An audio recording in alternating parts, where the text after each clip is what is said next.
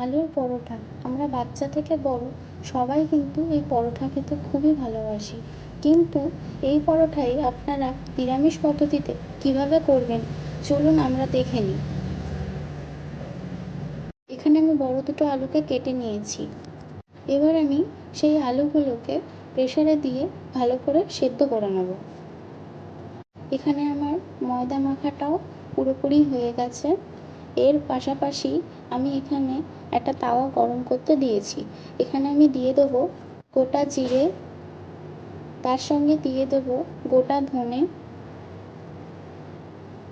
ও গোটা দুটো শুকনো লঙ্কা। আপনারা ঝালটা আপনাদের স্বাদ অনুপাতে দেবেন। এবার আমি এটাকে শুকনো খোলায় ভালো করে নেড়ে নিয়েছি। এবার আমি এটাকে ভালো করে গুঁড়ো করে নেব। দেখুন আমার গুঁড়ো করা হয়ে গেছে। এদিকে আলুটাও ভালো মতো সেদ্ধ হয়ে গেছে। এবার আমাদের এই আলুটাকে ভালো করে ম্যাশ করে নিতে হবে।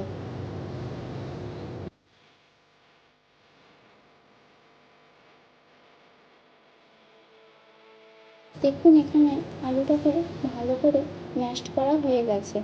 এবার আমি এখানে সেই গুঁড়িয়ে রাখা মশলাটা দিয়ে দিচ্ছি 3 চামচ এবং তার সঙ্গে দিয়ে দিচ্ছি স্বাদ অনুপাতে লবণ এবং তার সঙ্গে বিট লবণও যোগ করছি যাতে স্বাদটা আরেকটু বাড়ে। এবার আলু ও মশলাটাকে ভালো করে মেখে নিতে হবে।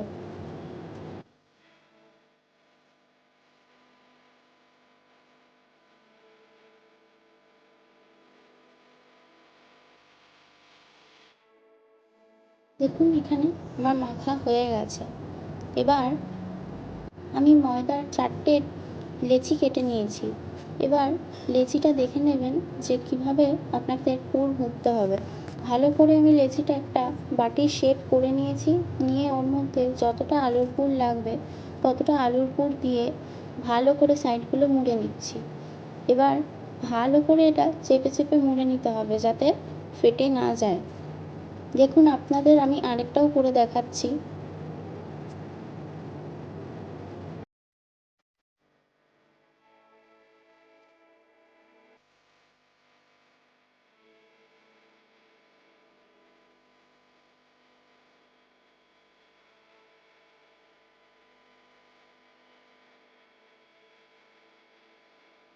আমাদের ময়দার ভিতরে পুর করা হয়ে গেছে।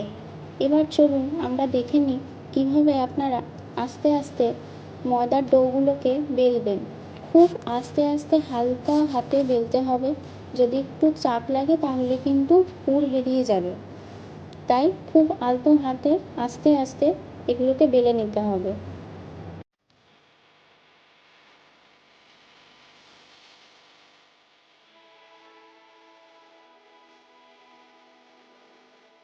এবার আমাদের পরোটাটা ভালো করে 2 পিঠ সেঁকে নিতে হবে।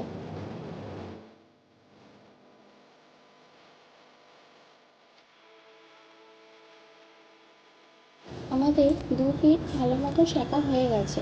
এবার আমি অয়েল ব্রাশ করে দিচ্ছি।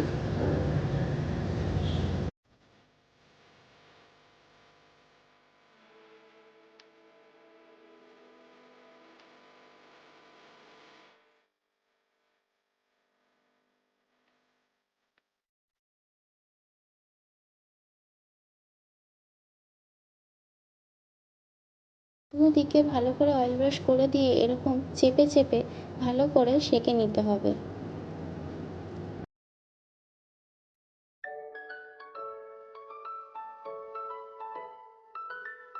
দেখুন তৈরি হয়ে গেল আমাদের আলুর পরোটা। এরকম টক দই সসের সঙ্গে আপনারা পরিবেশন করুন গরম গরম আলুর পরোটা।